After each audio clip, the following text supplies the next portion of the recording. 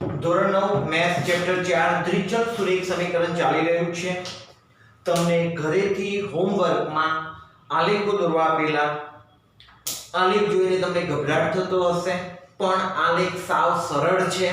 Practice કરવાની છે, કશું જ એમાં અઘરું નથી.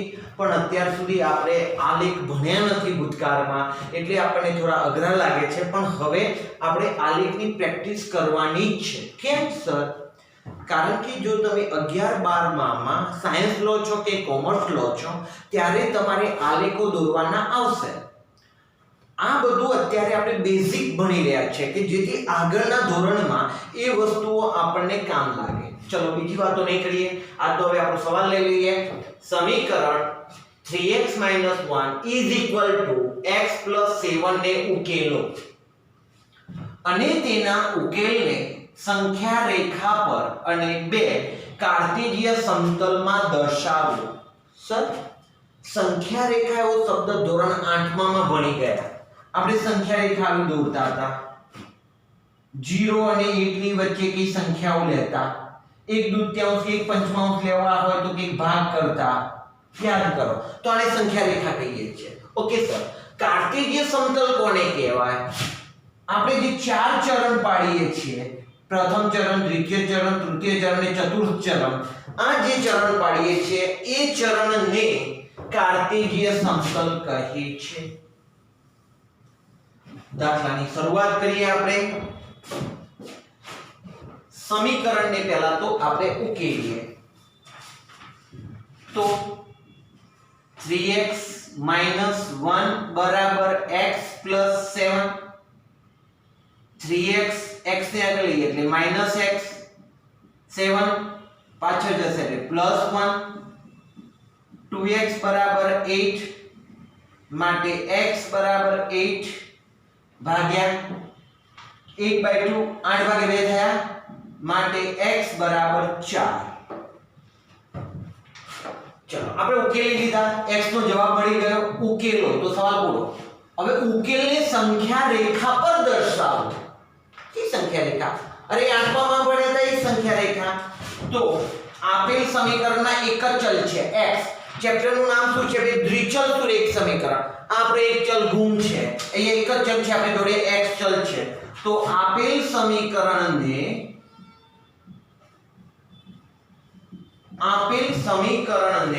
એક ચલનું, એક જ ચલ છે, એક ચલનું સમીકરણ કહે છે. આપેલ સમીકરણને એક ચલનું સમીકરણ તરીકે લેતા, એક જ ચલ x y તો છે લેતા તેના ઉકેલ x = 4 સંખ્યા રેખા પર નીચે મુજબ મળે. કેવી રીતના? સંખ્યા રેખા દોરી. 0 1 2 3 4 -1 -2 -3 અહીંયા આવશે 5. x = 4. ચલો આ રહ્યા, બસ ત્યાં લખી જશે x = 4. આપણી કહાની પૂરી થઈ ગઈ. પહેલો સવાલ આપણા માટે પૂરો. હવે બીજો સવાલ છે એમાં કે કાર્ટેશિય સમતલમાં દર્શાવો. કાર્ટેશિય સમતલ એટલે કીધું આપણે ચાર ચરણમાં એના ભાગ પાડવાના છે. અહીંયા એક ચલનું સમીકરણ લીધું. હવે આપણે દ્વિચલ સ્વરૂપે લઈએ, બે ચલ સ્વરૂપે. હવે આપેલ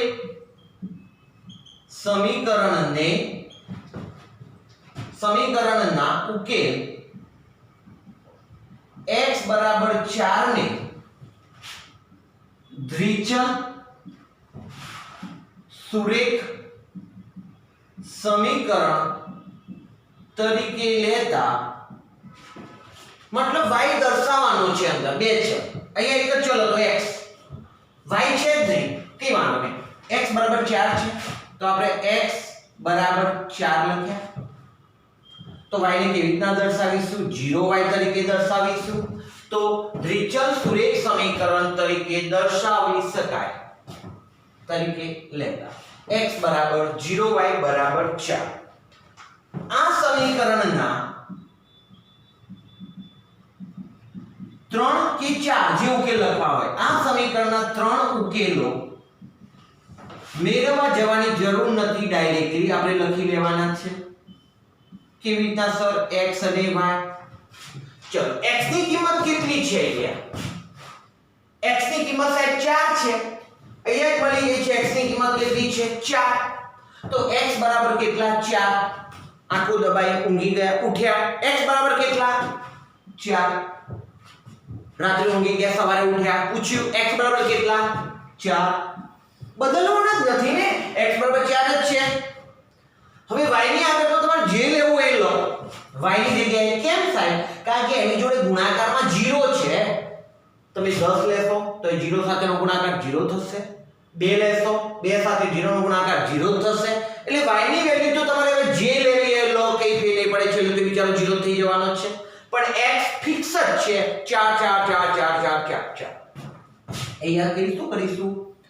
2 લખીએ, 4 લખીએ, 6 લખીએ. અમે મારા ઉકેલ લખ્યા. સાહેબ અમારે તો ઘણા બધા ઉકેલ લખવા છે. લખો ને, તમારે જેટલા લખવા હોય એટલા લખો, પણ મારો x 4 4 4 જ લેવો જોઈએ. તમારે y થી બદલવું હોય બદલી શકો છો. ઓકે, હવે એને આલેખ સ્વરૂપે દર્શાવીએ.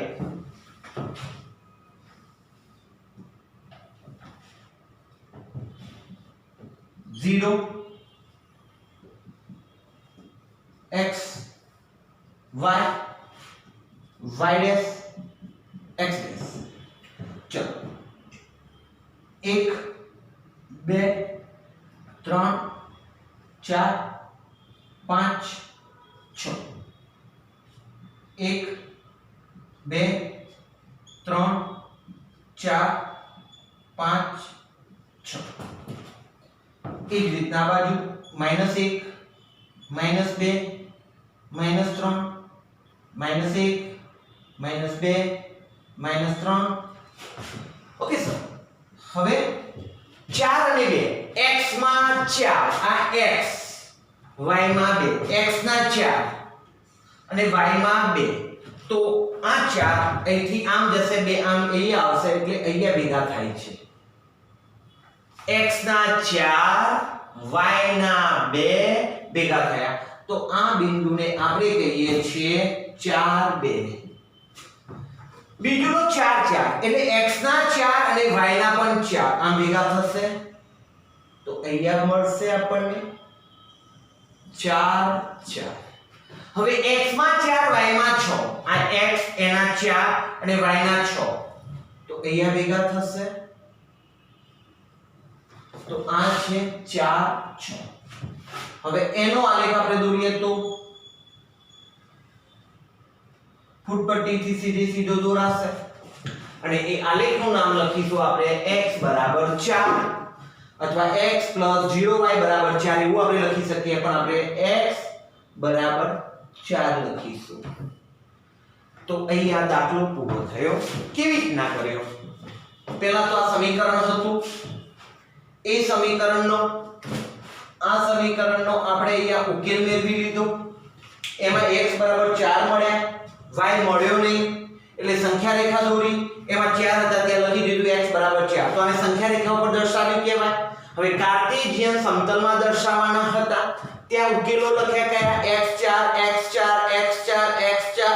ઓકે, y તમારે જે લેવો હોય 2 4 6 લીધો. ઓકે, પછી આપણે બિંદુઓ દોરી આલેખ દોરી દીધો. તમારે આલેખ ઘરે દુકાનમાંથી લઈ આવી વસાવાના છે. સ્કૂલના આલેખની એવી કોઈ ચર્ચા નહીં કરવાની. આપણે આલેખ દોરવાના કમ્પલસરી છે અને આલેખોથી તમારે વસાવાની રહેશે. હમણાં જે દાખલો આપણે ગણ્યો એના જેવો ને જેવો જ દાખલો છે. પ્રેક્ટિસ થાય એટલા માટે આપણે વધારે એક એક્સ્ટ્રા લઈએ છીએ. સમીકરણ 5x 10 3y 4 ને ઉકેલી દઈશું. તેના આલેખને સંખ્યા રેખા પર દર્શાવો. એક સંખ્યા રેખા દોરીશું, એના પર દર્શાવી દઈશું. અને કાર્ટેશિયન સમતલ એટલે ચોકડી પાડીને આલેખ દોરીશું. ચલો પહેલા ઉકેલવાની વાત કરીએ તો 5x + 10 = 3y + 4. Okay sir, 3y ને આગળ લાવો, -3y = 4. 10 ને પાછળ લઈ જાઓ, -10. 2y = -6 થયા, 4 માંથી 10 ગયા, -6. ઓકે, બે ભાગાકારમાં જશે. હા, y = -6/2, છેદ ઉડી ગયા, y = -3.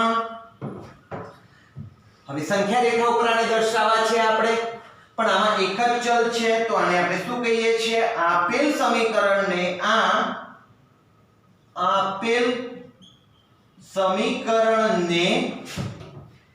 એક ચલનું સમીકરણ તરીકે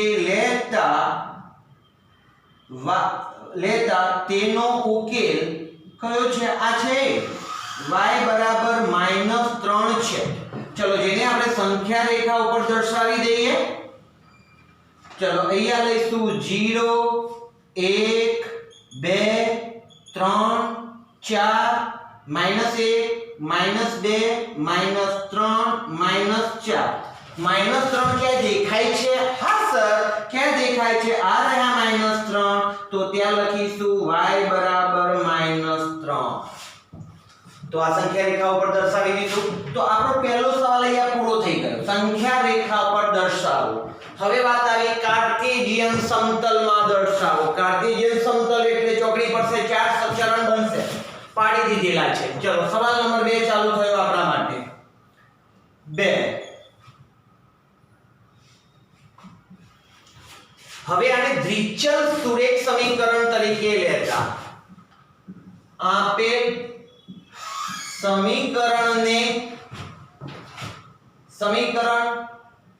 y = -3 ને દ્વિચલ સુરેખ સમીકરણ તરીકે લેતા કયું સમીકરણ બનશે?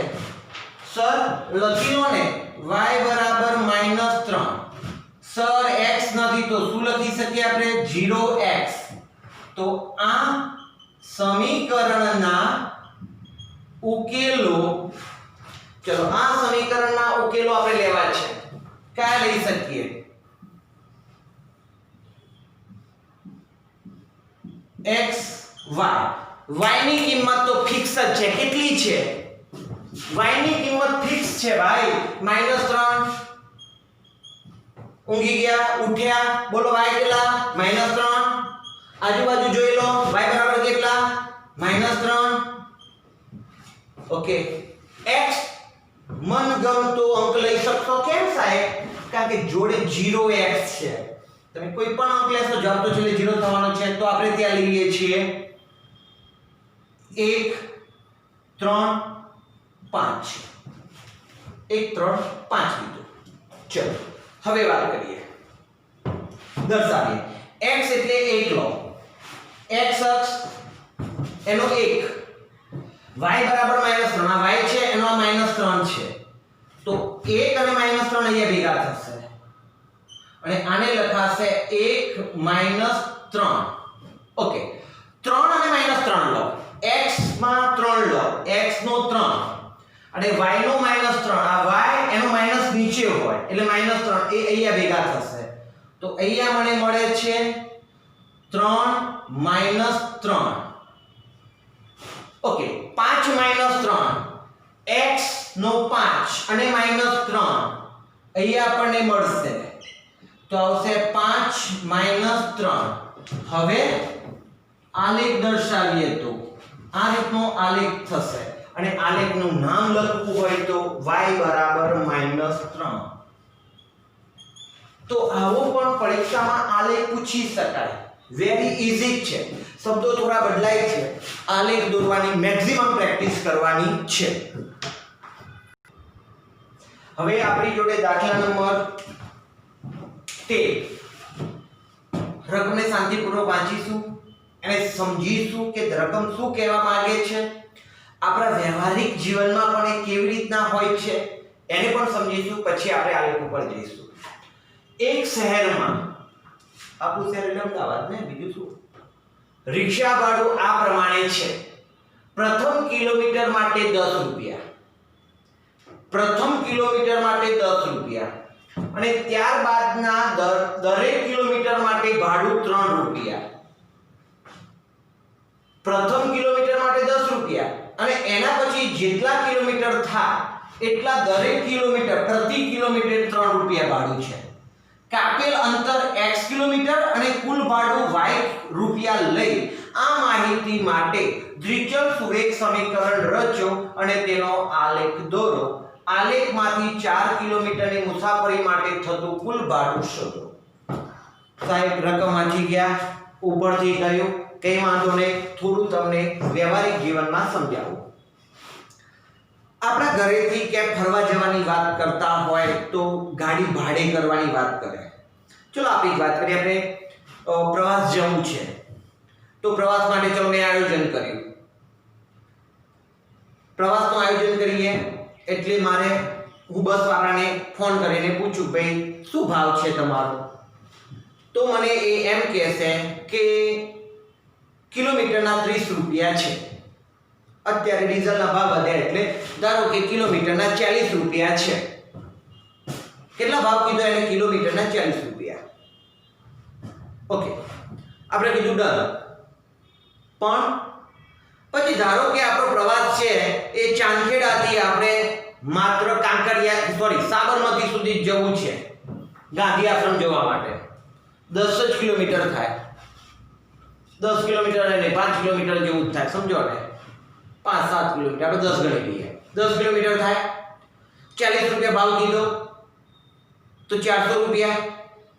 આપણે બધા બસમાં બેસી ગયા 50-60 જણ, શું એ 400 રૂપિયામાં આવશે? તમે જ વિચારો.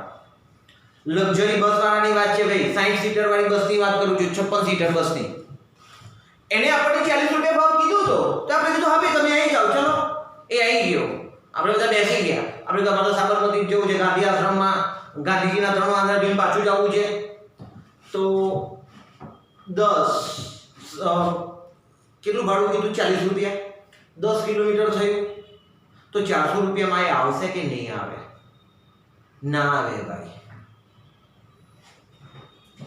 એ જે 30 રૂપિયા જે ભાવ કહે છે ને, એ પહેલા 1 કિલોમીટર કે 10 કિલોમીટરનો પેલું ફિક્સ ભાડું હોય એ એમ જ કહે કે પહેલા 10,000 રૂપિયા ભાડું અને પછીના કિલોમીટર પ્રમાણે તમારું ભાડું વધતું જાય.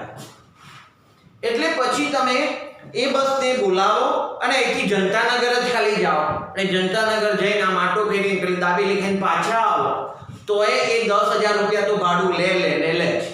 પહેલા 1 કિલોમીટરનું ભાડું અલગ હોય, પછીના કિલોમીટરનો ભાવ અલગ હોય. તો અહીંયા એવું છે કે રિક્ષાવાળાને તમે કેટલો ભાવ છે? તો કે 3 રૂપિયા. તો હવે આપણે કહીએ ભાઈ અહીંયાથી બેસાણ 1 કિલોમીટર જઈને કરો ભાઈ તમારે 3 રૂપિયા, તો નહીં લે. એ એમ કહેશે ભાઈ પહેલા કિલોમીટરના 10 રૂપિયા ભાવ હોય, પછીના કિલોમીટરે 3 રૂપિયા વધે. તો એ વાત છે કે રિક્ષા ભાડું આ પ્રમાણે છે. પહેલા કિલોમીટરના 10 રૂપિયા, 1 કિલોમીટર જઈએ એટલે 10 રૂપિયા થાય, અને 2 કિલોમીટર જઈએ એટલે હવે આમાં 3 રૂપિયા જ ખાલી વધે, 13 રૂપિયા. 3 કિલોમીટર હોય એટલે બીજા 3 રૂપિયા વધે એટલે 16 થાય. પણ પહેલા કિલોમીટરે કેટલાથી ચાલુ થશે? 10 રૂપિયાથી, એવું કહેવું છે. અને ત્યારબાદના દરેક કિલોમીટર માટે ભાડું 3 કિલોમીટર પ્રતિ છે, 3 રૂપિયા પ્રમાણે. કાપેલ અંતરને x કહેવાનું છે અને પછીનાને આપણે કાપેલ અંતરને x કિલોમીટર અને ભાડાને આપણે y કિલોમીટર લેવાના છે. ચલો હવે આવો દાખલો આવે ત્યારે તો આમાંથી જે લખવાનું છે એ પ્રમાણે લખીશું. ધારો કે કુલ અંતર બરાબર x કિલોમીટર. આપણો પ્રવાસ છે એ x કિલોમીટરનો છે, રિક્ષા દ્વારા થયેલો પ્રવાસ x કિલોમીટર છે, અને કુલ ભાડું આપણા પ્રવાસ દરમિયાનનું ટોટલ ભાડું થાય છે y રૂપિયા. ઓકે સાહેબ, બરાબર છે. હવે અમે એવું કીધેલું છે પ્રથમ કિલોમીટરનું ભાડું, પ્રથમ કિલોમીટરનું ભાડું બરાબર 10 રૂપિયા, અને ત્યારબાદ મતલબ પહેલા કિલોમીટર પછીના, ત્યારબાદના એટલે કે પહેલા કિલોમીટર પછીના ત્યારબાદના હવે ટોટલ x કિલોમીટર જે ગયા આપણે, રાઈટ, x ગયા, પણ હવે 1 કિલોમીટરના ભાડામાં તો 10 રૂપિયા છે, તો હવે આ જે બાકીનું ભાડું કેટલું કહેવાય, x માં 1 કિલોમીટર ઘટી ગયું. ટોટલ કિલોમીટર કેટલા કીધા, x, પણ પહેલું 1 કિલોમીટર તો 10 રૂપિયાનો ભાવ છે એટલે એને અલગ કરી દઈએ.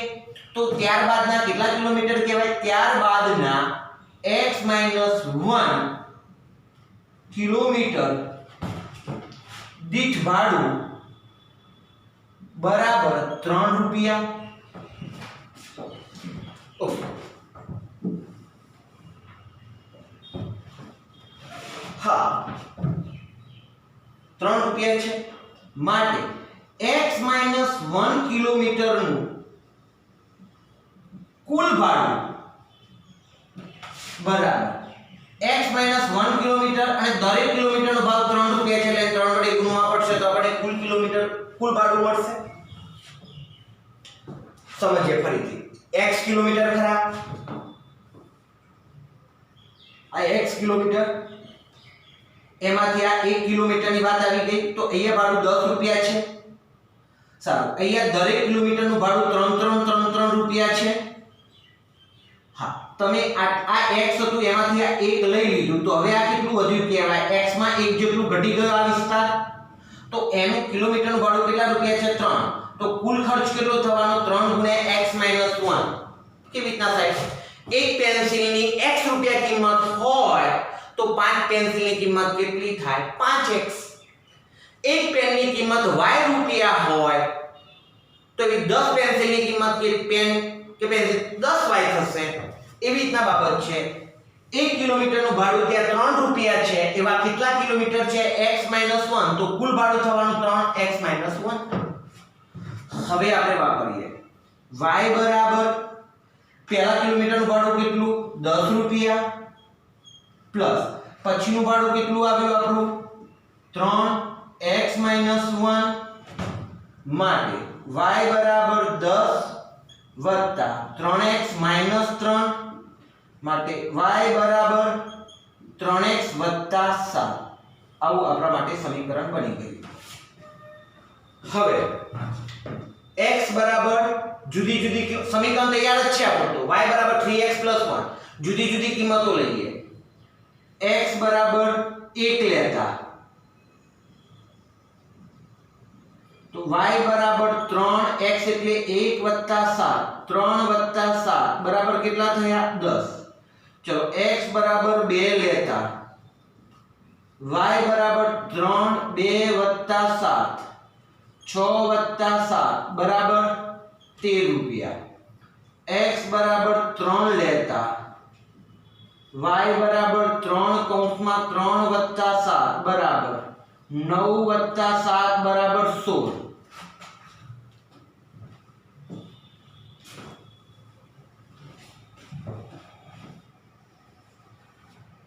ઓકે, હવે એનો આપણે બિંદુઓ લઈ લેવા પડશે. મારી જગ્યાનો અભાવ છે, ચીપી ચીપીને લખું છું, તમે આવું ચોપડામાં ના લખતા, શાંતિપૂર્વક છૂટું છૂટું લખજો. ચલો x બરાબર 1 લખો સર, ત્યારે y બરાબર 10 લખો. ચલો x બરાબર 2 લખો, ત્યારે y બરાબર 13 મળ્યા છે. y બરાબર x બરાબર 3 છે, ત્યારે y બરાબર 16 મળ્યા છે. ઓકે, હવે આપણે એને આલેખમાં દર્શાવવાના છે. ચલો આ x અક્ષ ઊભો છે, y અક્ષ x માં 1, સાહેબ આ રહ્યો x માં 1 અને y ના 10, એ અહીંયા x નો 1 અને y ના 10,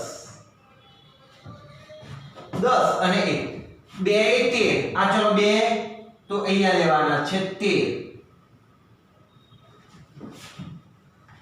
મેં આલેખ કેવી રીતના દર્શાવ્યો છે દોસ્તો, મેં આલેખમાં આપણે જનરલ આવી રીતના ભાગ પાડતા હોઈએ છીએ, પ્રથમ ચરણ, દ્વિતીય, તૃતીય, ચતુર્થ ચરણ એવું કરીએ. પણ મેં શું કર્યું, આ આલેખને આ રીતના દર્શાવ્યો. આ ભાગ પ્રથમ ચરણને મેં બહુ મોટું બનાવ્યું. આપણે આલેખ અહીંયા આલેખમાં પણ 4 ચરણ તો છે, પ્રથમ ચરણ, દ્વિતીય ચરણ, તૃતીય ચરણ અને ચોથું ચરણ. પણ મેં પહેલા ચરણને ઝૂમ કર્યો, મોટો કર્યો, રાઈટ. કારણ કે મારે બધા આંકડાઓ જો પહેલા ચરણના જ છે, ધન ધન ધન ધન બધા આંકડાઓ, પેલું ધન ધન ચરણ કયું, પેલું ચરણ, એટલા માટે આપણે આ રીતના આલેખ દોરીશું આવા દાખલામાં. ઓકે, 2 એ લીધા, 3 એ 16 લઈએ, 3 તો અહીંયા 16 આવશે. હવે આપણે એ આલેખને આમ દર્શાવીશું ફૂટપટ્ટીથી શાંતિપૂર્વક.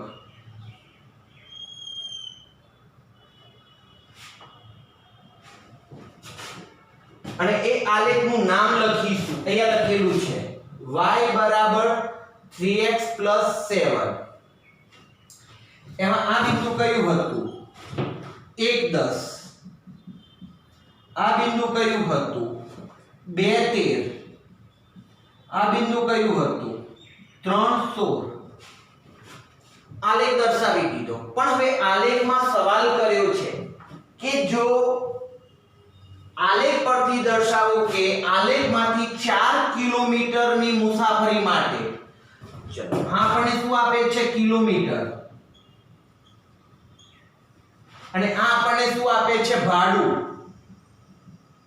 કયા એકમમાં? રૂપિયામાં. હવે આપણે 4 કિલોમીટર માટે જોવું છે, આલેખ ઉપરથી જોવું છે, તો આપણે અહીંયા 4 થી ડોટેડ લાઈન આપણે દોરતા દોરતા ઉપર જઈશું. 4 માટે ચેક કરવાની વાત છે, તો ડોટેડ માટે જઈશું તો અહીંયા પહોંચાય છે, અને ત્યાંથી તમે આમ ડોટેડ કરીને આ બાજુ જશો. એનો મતલબ એવો થયો કે જો તમે x બરાબર 4 લો છો તો y માં કેટલા મળે છે? 19. એનો મતલબ કે જો 4 કિલોમીટરની મુસાફરી થાય તો 19 રૂપિયા ભાડું થાય.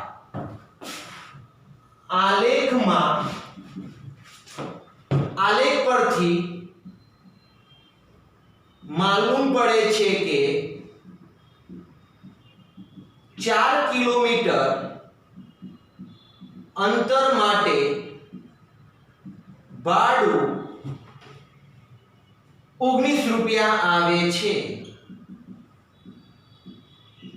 વેરી મોસ્ટ ટાઈમ પીસ દાખલો. હું તો પેપર કાઢું તો આ દાખલો પૂછું, તમારે કરવાનો, એક વાર બે વાર ટ્રાય કરવાનો, અને આ બાબતને ખાસ સમજવાની છે. આટલી બાબતને તો આપણે ત્યાં સુધી દર્શાવીએ છીએ.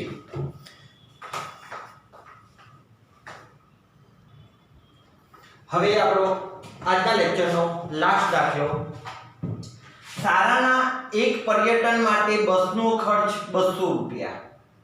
બહુ સસ્તું કહેવાય, 200 રૂપિયા બસનો ખર્ચ. આપણા નસીબ નથી, નસીબ આવશે, ડોન્ટ વરી. વિદ્યાર્થીઓના અલ્પાહારનો ખર્ચ વિદ્યાર્થી દીઠ. સાહેબ, અલ્પાહાર બહુ મસ્ત શબ્દ આવ્યો. અલ્પાહાર એટલે નાસ્તાનો ખર્ચ. ગુજરાતી શબ્દો ભયંકર હોય, આપણે ઇંગ્લિશ વર્ડ ખબર પડી જાય, બ્રેકફાસ્ટ, પણ ગુજરાતીમાં ના ખબર પડે. અલ્પાહારનો ખર્ચ વિદ્યાર્થી દીઠ રૂપિયા 30 છે. એટલે કે એક વિદ્યાર્થીનો બ્રેકફાસ્ટનો ખર્ચ છે 30 રૂપિયા. કુલ વિદ્યાર્થીઓની સંખ્યા x છે. આમાંથી ખબર પડે વિદ્યાર્થી દીઠ ખર્ચ 30 રૂપિયા અને કુલ વિદ્યાર્થીઓની સંખ્યાને x લેવાની છે, તો 30x ખર્ચ થશે નાસ્તાનો ખર્ચ. એક પેન્સિલના 5 રૂપિયા એવી x પેન્સિલનો ખર્ચ કેટલો થાય? 5x. એક પેનના 10 રૂપિયા એવી x પેન્સિલ હોય તો કેટલો ખર્ચ થવાનો? 10x. સાચું. હવે કુલ ખર્ચ y રૂપિયા. કુલ ખર્ચમાં બે ખર્ચ આવે. એક તો બસનું ભાડું, બધાનું ફિક્સ જ હોય, બસ 200 રૂપિયામાં આવી ગઈ છે. કોક હશે દાતા, એને કીધું કે 200 રૂપિયામાં બસ આપી, આપણને કોઈ આપે તો આપણે તો ફરવા જઈએ બોમ્બે. 200 રૂપિયા છે. તથા વિદ્યાર્થીઓના અલ્પાહારનો ખર્ચ, બ્રેકફાસ્ટનો ખર્ચ વિદ્યાર્થી દીઠ 30 રૂપિયા. કુલ વિદ્યાર્થીઓની સંખ્યા x અને કુલ ખર્ચ y. તો હું અહીંયા લખું છું કુલ ખર્ચ બરાબર y રૂપિયા અને કુલ વિદ્યાર્થીઓની સંખ્યા બરાબર x અને વિદ્યાર્થી દીઠ ખર્ચ બરાબર વિદ્યાર્થી દીઠ અલ્પાહારનો ખર્ચ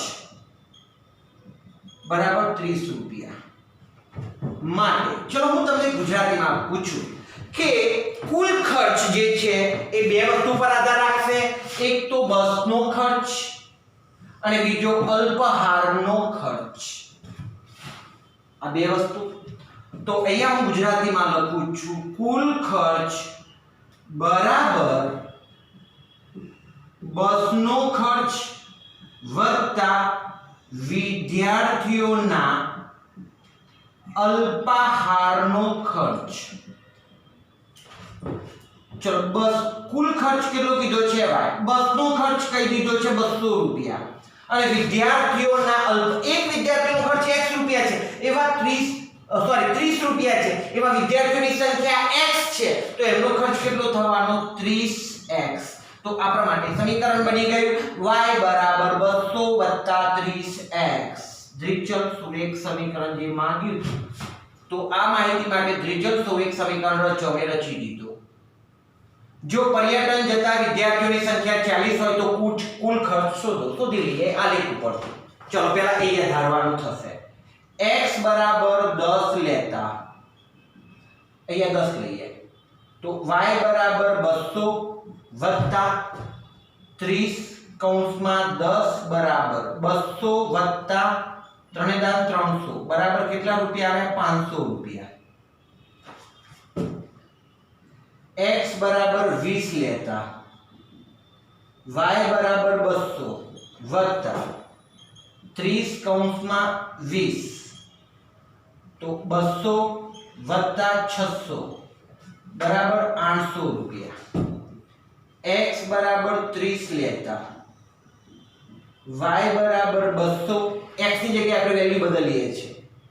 ત્યાં 10 20 30 40 50 એવું લઈએ કારણ કે વિદ્યાર્થીઓ આપણને 40 કીધેલા છે એટલે 1 2 3 4 એવું લઈએ. નાના આંકડાઓ તો એના મોટા આંકો લઈ લીધા. પ્લસ 30 અહીંયા 30 તો 200 વત્તા 900 બરાબર 1100 રૂપિયા. ચલો હવે એને આપણે કોષ્ટકમાં ક્યાંક દર્શાવી દઈએ. જગ્યાનો અભાવ છે તમે ચીપીને ના લખતા દોસ્તો, છૂટું છૂટું લખજો. x y x બરાબર 10 ત્યારે y બરાબર 500, x બરાબર 20 ત્યારે y બરાબર 800, x બરાબર 30 ત્યારે y બરાબર 1100. ઓકે, હવે આને આપણે કોષ્ટકમાં લઈએ. જુઓ x અક્ષ y અક્ષ બધા ધન આંકડાઓ છે એટલે મેં આવું ચરણ પાડ્યું. મોટું x ચરણને મેં પહેલું રાખ્યું, મોટું ચરણ. પ્રથમ ચરણને ઝૂમ કરી મોટું કર્યું છે. બીજી વાત x માં આંકડાઓ કેવા છે? 10 20 30 તો મેં 10 20 એક ખાનું એટલે 10 બીજું ખાનું એટલે 20 30 એ રીતના લીધું. અહીંયા એક ખાના બરાબર આપણે 100 200 300 400 લીધા કારણ કે આંકડાઓ મોટા છે. પછી 1 2 3 લઈએ તો 1100 માટે તો બધા સ્ટુડન્ટ્સની ભેગી કરવી પડે ગ્રાફોથી. ઓકે ચલો વાતને આગળ. x બરાબર 10 તો y બરાબર 500. ચલો x અક્ષ એના પર 10 y બરાબર 500. ચલો અહીં આવશે 10 એ 500 20 એ 800 20 800 30 એ 1100. હવે આનો આલેખ આપણે દોરવાનો થશે. તો આલેખ ફૂટપટ્ટી તમે સીધી રાખીને ત્રણેયને જોડવાના છે. ત્રણેયને તમે આમ જોડશો એટલે આ રીતનો આલેખ જશે. ચલો આલેખનું નામ આપણે લખી લઈએ. મારે ફૂટપટ્ટી નથી એટલે થોડું આંકું ચૂંકું આવ્યું છે, તમારે ધ્યાનપૂર્વક શાંતિપૂર્વક દોરવાનું રહેશે. ચલો આલેખનું નામ લખી દઈએ. y બરાબર 200 + 30x. અહીંયા પ્રમાણ માપ લખીએ. પ્રમાણ માપ x અક્ષ. ચલો આ x અક્ષ છે, એમાં એક ખાનું એટલે 1 સેમી બરાબર. તમે કેટલા વિદ્યાર્થીઓ લીધા છે? 10 20 30 10 લીધા છે તો 10 વિદ્યાર્થીઓ 10 વિદ્યાર્થી. ઓકે, y અક્ષ બરાબર 1 સેમી. ચલો y અક્ષ છે એના પર 100 200 એટલે 100 નું ખાનું રાખ્યું છે તો આપણે લઈએ 100 રૂપિયા ખર્ચ લીધો છે શું કે હવે સવાલ કંઈક અલગ છે શું કહે છે કે 40 વિદ્યાર્થીઓની સંખ્યા હોય તો કુલ ખર્ચ શોધો ચલો x માં 40 શોધો ચલો આ x ઓકે 40 હવે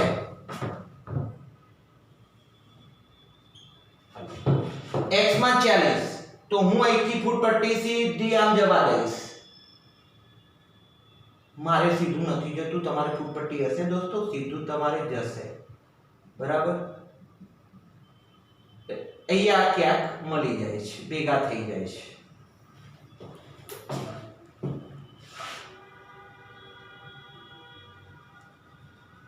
ઓકે હવે અહીંયા પહોંચ્યા તો અહીંથી તમે y તરફ જાઓ તો ત્યાં 1400 મળે છે એનો મતલબ શું 40 વિદ્યાર્થીઓ હોય ત્યારે કુલ ખર્ચ 1400 રૂપિયા તો અહીંયા લખાશે આલેખ પરથી માલુમ પડે છે કે 40 વિદ્યાર્થીઓનો કુલ ખર્ચ 1400 રૂપિયા થાય આપણે બે આલેખ ભણ્યા બંને આલેખ મોસ્ટ એમપી છે શીખવાના ગભરાવાનું નહીં ફરી ટ્રાય કરવાનો આઠમામાં આવું કઈ જ નતું આવતું આઠમામાં નથી નવમામાં ભણીએ છે એવું આપણે યાદ રાખવાનું મહેનત કરવી જરૂરી છે મેથ્સ સાયન્સ બંને સબ્જેક્ટમાં સખત મહેનત કરીશું પહેલાથી છેલ્લા દિવસ સુધી અને દરેક વસ્તુ દરેક ટોપિકને આપણે ભણીશું કેમ કારણ કે નવમાનો બેઝ પાકો કરીશું દસમાના બેઝમાં વાંધો આવશે નહીં તો આપણે બંને આલેખો બે વાર દોરીશું અહીંયા આજે આટલી સુધી રાખીએ છીએ નેક્સ્ટ લેક્ચરમાં આગળ કંઈક લઈશું ધન્યવાદ